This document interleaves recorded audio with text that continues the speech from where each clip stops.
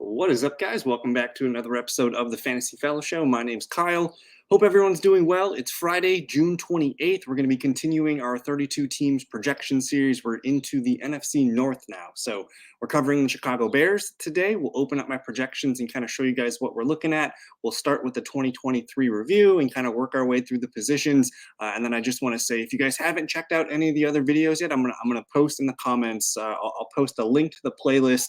We've already gotten through 3 divisions, so we got to keep on pushing, and we'll try and get all these done over the next couple of weeks or so. But I'm excited to talk about the Bears. There's a lot changing with the Bears on the offensive side of the ball, and I think for fantasy football, we're going to be pretty excited about what they have to offer.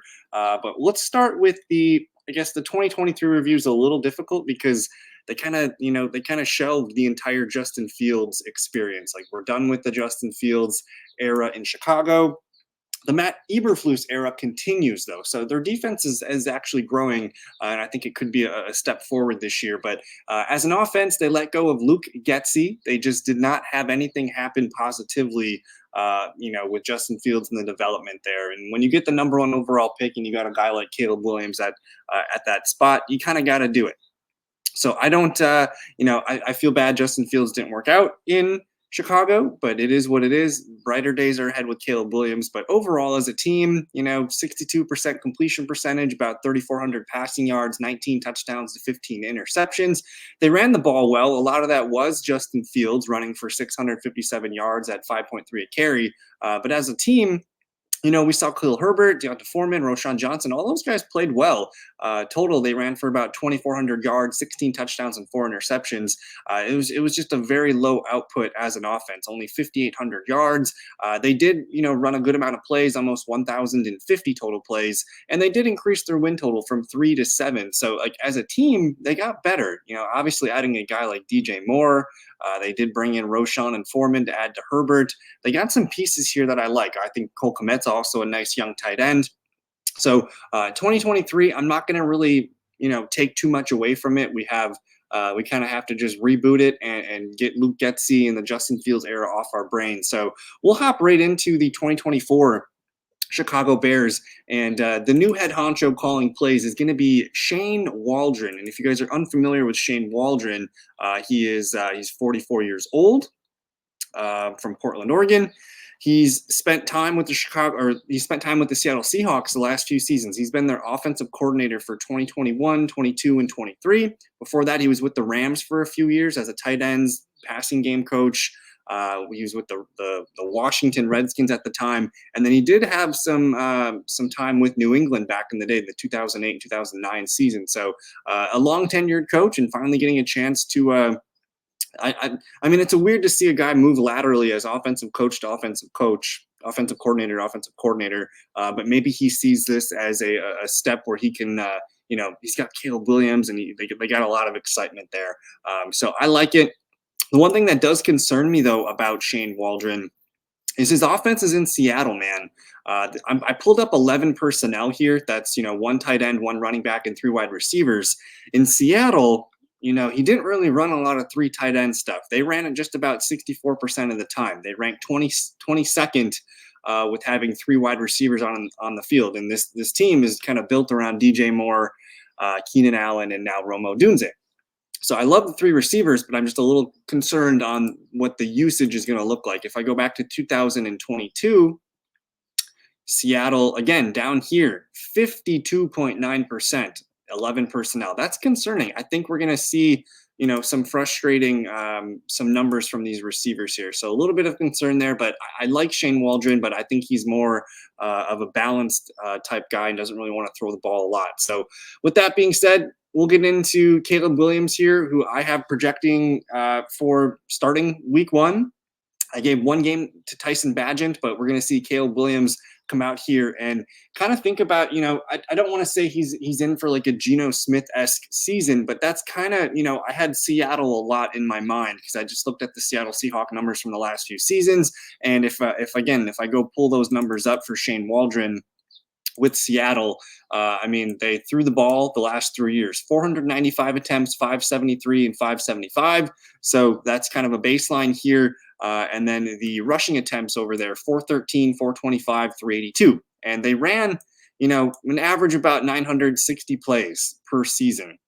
So not a fast-paced offense, not an offense that's going to throw the ball a ton, but I have them running about 995 plays, up there at 575 passing attempts and 420 rushing attempts, with Caleb Williams going 355 completions for 550 passing attempts. I got him, 64.5% completion percentage, just under 4,000 yards at 3,900. And 24 passing touchdowns, though, 10 interceptions. I think this is he's not going to be a volume thrower. I think they're going to try and keep him, around 30 some passing attempts per game, roughly. But he's going to be efficient with his passes. And, he doesn't have to put the whole team on his back year one. 10 interceptions there, 65 rushing attempts, just under 300 rushing yards, 2 touchdowns, and 2 fumbles. So I think Caleb Williams is going to come in. I don't think he's going to light the offensive scoreboard up, but he's going to throw some touchdowns. He's going to have some really big games. I think he's going to have more highs than lows as a rookie right away. And man, like when you give your rookie quarterback DJ Moore, Keenan Allen, Rome Odunze, Cole Kmet, you got good pass catching running backs out of the backfield in DeAndre Swift, Khalil Herbert, Roschon Johnson.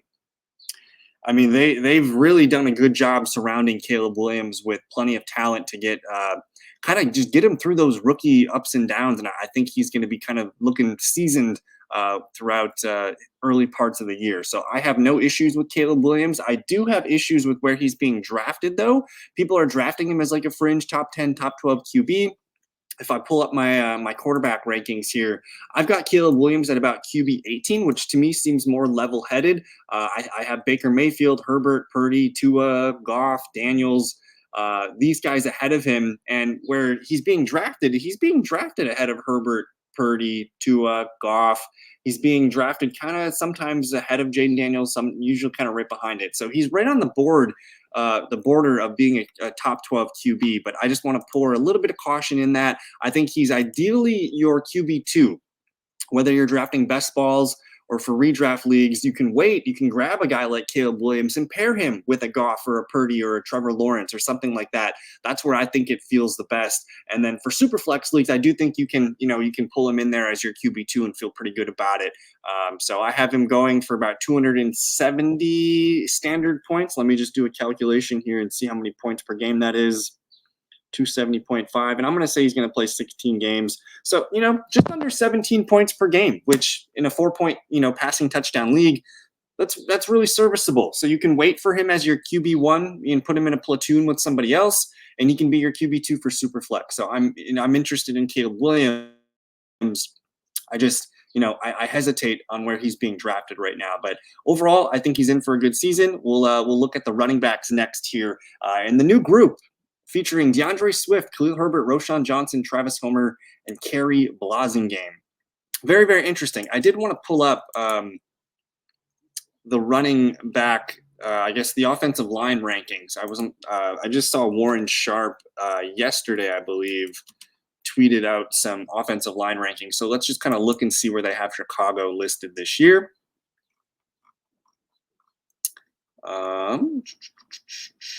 Where are we? He's got him at 12, which, if you would have looked at this a year or two ago, you'd have been so pleased to see them ranked 12. So they're moving up the boards, which he's got them as a slightly above average offensive line, which is good to see. So how is this backfield going to shake out? They bring in DeAndre Swift. They paid him, a decent amount of money to be there. They still have Khalil Herbert, who's in the last year of his deal.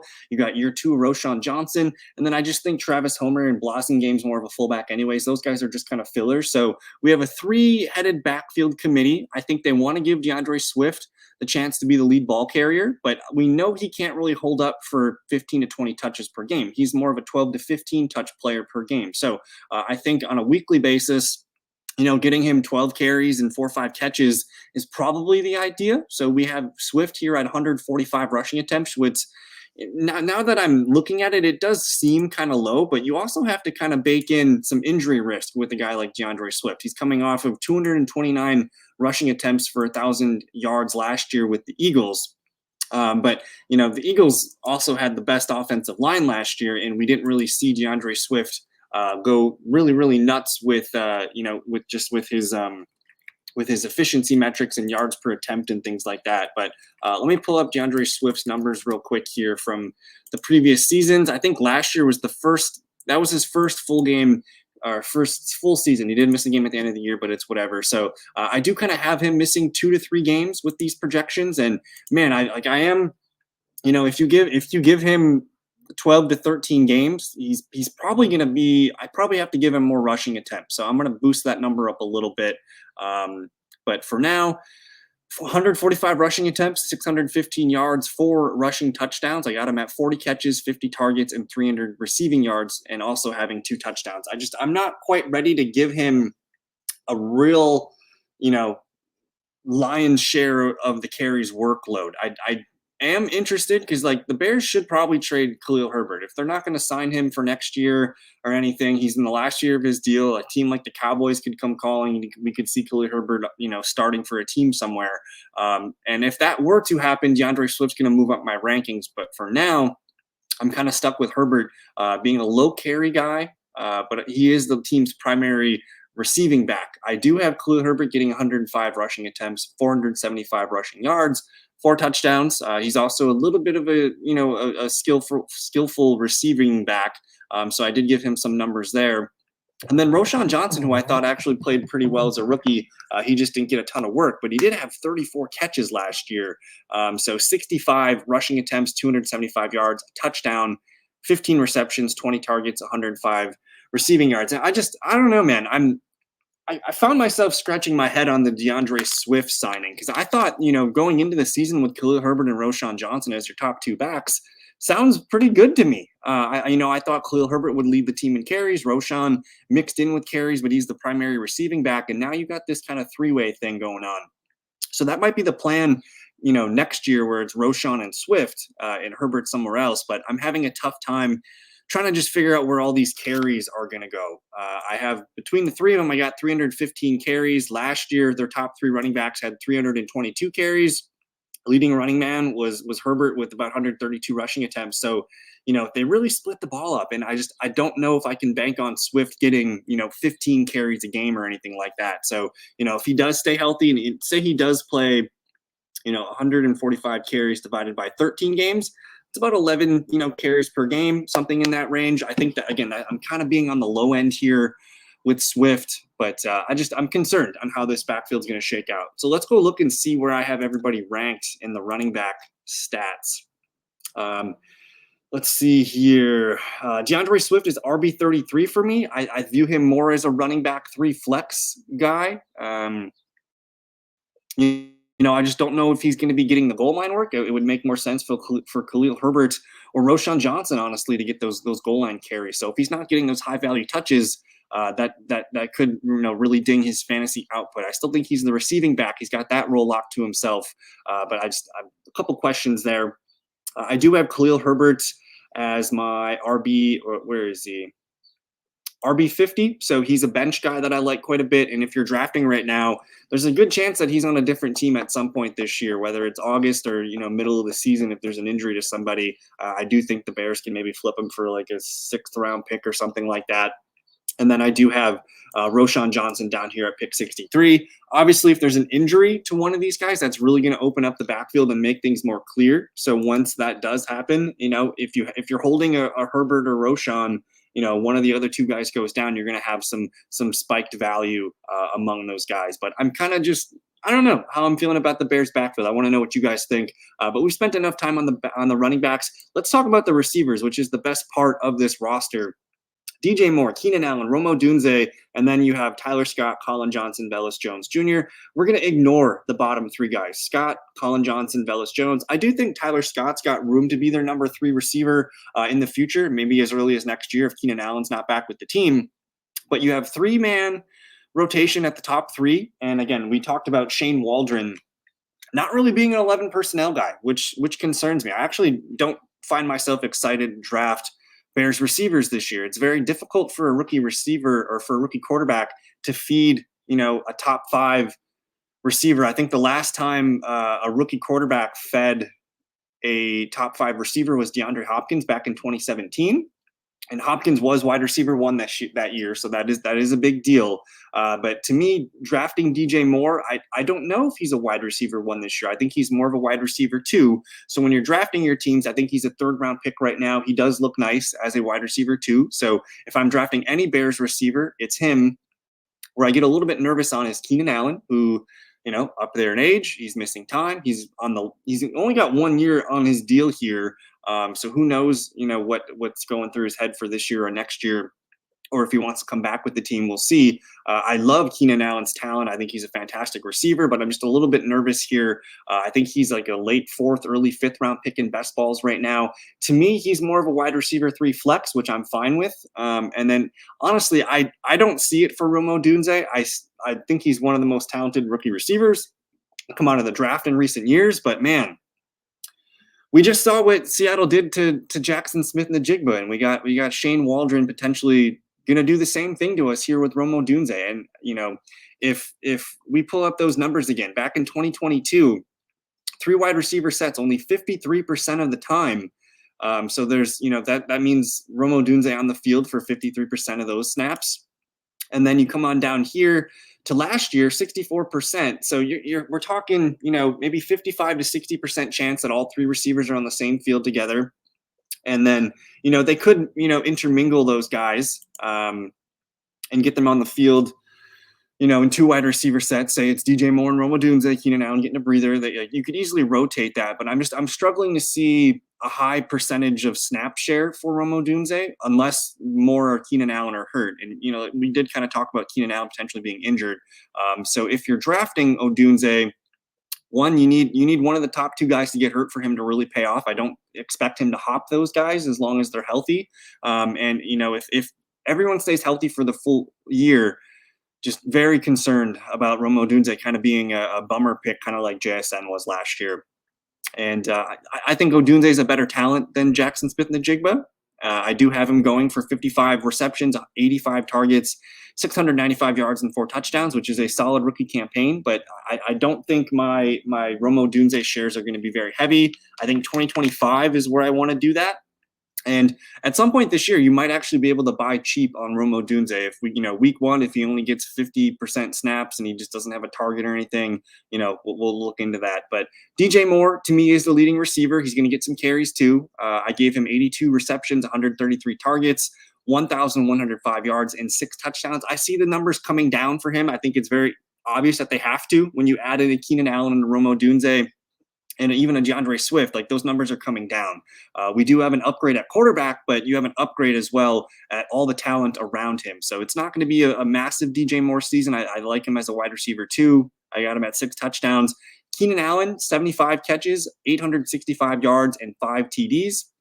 And then we mentioned Odunze. We're not going to talk about the other 3 receivers. Let's see where I have these guys in the wide receiver rankings. I do have DJ Moore down here at wide receiver 23. So again, wide receiver 2 range for me. Keenan Allen came in at wide receiver 40, and then Rome Odunze down here at wide receiver 63. So, if you're drafting Odunze, I think you're missing out on some of the players that are more ready to produce right away and help you win this year. Keenan Allen and DJ Moore are fine where they're being picked. I'd rather have DJ Moore, but just be wary of that. I think I'm very concerned there. Let me know what you guys think in the comments. But we'll finish up with the Cole Kmet and the tight ends here. Cole Kmet, Gerald Everett, Steven Carlson, the top 3 tight ends. Cole Kmet had a great year last year, 73 catches, 90 targets, 719 yards, and 6 touchdowns. Now, we've talked about the upgrade at quarterback, which is huge, but you also added Keenan Allen and Rome Odunze. So I don't see Cole Kmet getting those 90 targets that he did last year. I have him, again, 46 catches, 75 targets, 505 yards, and 5 touchdowns. I might need to increase those receptions a little bit. That's basically 4 out of 7, 4 catches on 7 targets per game, something in that range. But very good tight end. I just, it's a little difficult for me to see him being a top 5, top 10 tight end threat when you have all these other weapons. You also have a rookie quarterback, which I think it's an upgrade at quarterback, but it's still very tough to overcome, all these weapons that have been added. They did bring back in Gerald Everett, 16 for 25, 165 yards and a touchdown, just the backup tight end option. Steven Carlson just at the bottom of the barrel here. They're going to run some 2 tight end stuff. Let me filter by 12 personnel here. So Seattle Seahawks last year, where are they? So they did run 22% of their snaps in 12 personnel, which is one running back, two tight ends. In 2022, they ranked fourth with 29%. So they do mess around with a lot of two tight end stuff. So maybe Everett's kind of sneaky there, where if he's on the field for 30-40% of the snaps, you also have some built-in upside if Cole Kmet goes down. Just something to keep an eye on for the waiver wire. We really won't talk about Everett unless there's an injury to Kmet. But let's see where I have these guys finishing off with the rankings. Cole Kmet I have here at tight end 19. Gerald Everett, kind of down here farther on the list. But overall, we'll finish with our 2024, I guess, recap here. I just want to advise, I think a lot of people are getting a little too excited about the Chicago Bears. I think I'm more excited about the Bears in real life football than I am for fantasy. I think, again, Caleb Williams maybe being a little overdrafted as like the QB 12, 13. To me, he's more in the 18 range. Still love the guy, excited about his dynasty options. And I think 2025 is where we maybe see them take a step forward. But for now, you're drafting Caleb Williams as a QB2. I think DeAndre Swift he's a fringe RB2-3. I think you can start him as your RB2, but I really need to figure out how that backfield is going to split. I don't mind taking late pulls on Foreman and Roshan, not Foreman, but Khalil Herbert and Roshan Johnson. Receiver, I'm drafting DJ Moore quite a bit. I don't find myself pulling a lot of Keenan Allen.